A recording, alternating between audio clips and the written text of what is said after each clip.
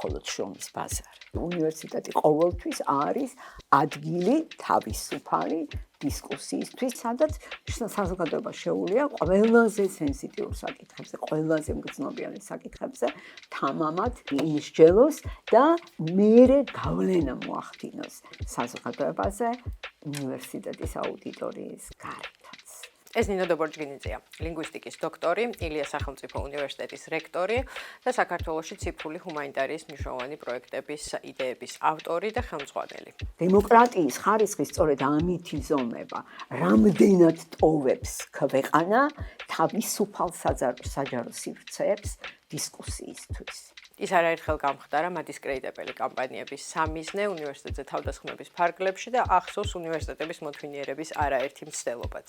ძალიან ფრთხილად უნდა ვიყოთ ჩვენ, როცა არსებული სისტემის ნგრევას ვიწყებთ და ახლის შენებას. ეს არ არის ასეთი მარტივი საქმე. ამჯერად ჩვენ ვლაპარაკობთ უმაღლესი განათლების შემოთავაზებულ რეფორმაზე, რომელიც საქართველოს პრემიერ-მინისტრმა ირაკლი კობახიძემ 17 ოქტომბერს წარადგინა. პირველ რიგში ეს არის ანტიკონსტიტუციური, რა ემართება ამ ყველაფრის ფონზე კონსტიტუციით გარანტირებულ ორ უმთავრეს უფლებას. აკადემიურ თავისუფლებას და ინსტიტუციურ ავტონომიას და მითხრეს, რომ ორივე შენარჩუნებული იქნება. ფიცი მწამს და ბოლო მაკვირვებს ქვია ამას. კონცეფციის შემუშავებაში ჩართულები არ ყოფილან განათლების სპეციალისტები, უნივერსიტეტების წარმომადგენლები, ბუნდოვანია განათლების სამინისტროს როლიც.